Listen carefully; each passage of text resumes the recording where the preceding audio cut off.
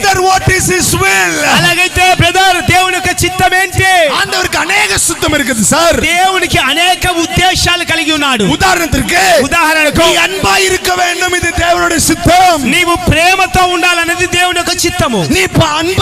நீ பரிசுத்தமா இருக்கணும், தேவனுடைய சித்தம். నీవు పరిశుద్ధంగా జీవించాలన్నది దేవుని యొక్క మరొక చిత్తము. நீ தாழ்மையா இருக்கணும், இது தேவனுடைய சித்தம். నీవు తగ్గింపుతో జీవించాలనేది దేవుని యొక్క ఇంకొక చిత్తము. இப்படி பல சித்தம் தேவனுடைய சித்தம் நம்முடைய வாழ்க்கையில் இருந்தாலும், అలాగైతే దేవునికి అనేక చిత్తాలు మన పట్ల కలిగి ఉన్నాను.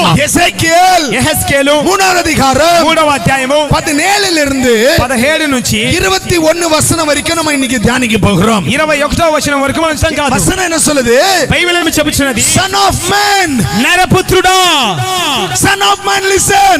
నరపుత్రుడా వినుము. నీ யாரா இருந்தாலும் சரி, నీవు ఎవరివైనా సరే, God is telling whether you are a male or female, నీవు పురుషుడివైనా సరే స్త్రీ అయినా సరే ప్రభు నీతో చెప్పుచున్నాడు. God is telling today to us, each and every one of us, ఇక్కడ ఉన్న మనందరితో ప్రభువైన యెహోవా ఆత్మ మాట్లాడుచున్నాడు. Son of man, నరపుత్రుడా, ఇశ్రాయేలీయులకు కావలిగా నేను నిన్ను నియమించి ఉన్నాను. కైగల తట్టి దేవుని చప్పట్లు కొట్టి యేసయ్య నామమును మహిమపరుస్తాం. This is the will of God.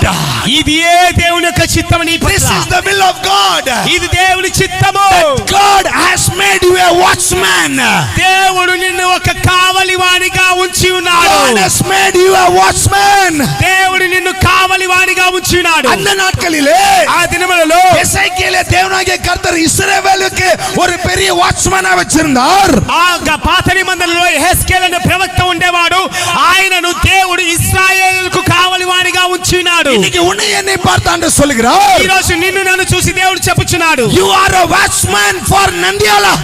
నీ నంద్యాల పట్టణానికి నిన్ను ఒక కావలివానిగా ఉంచి ఉన్నాడు. దేవుని నామమున మహిమ.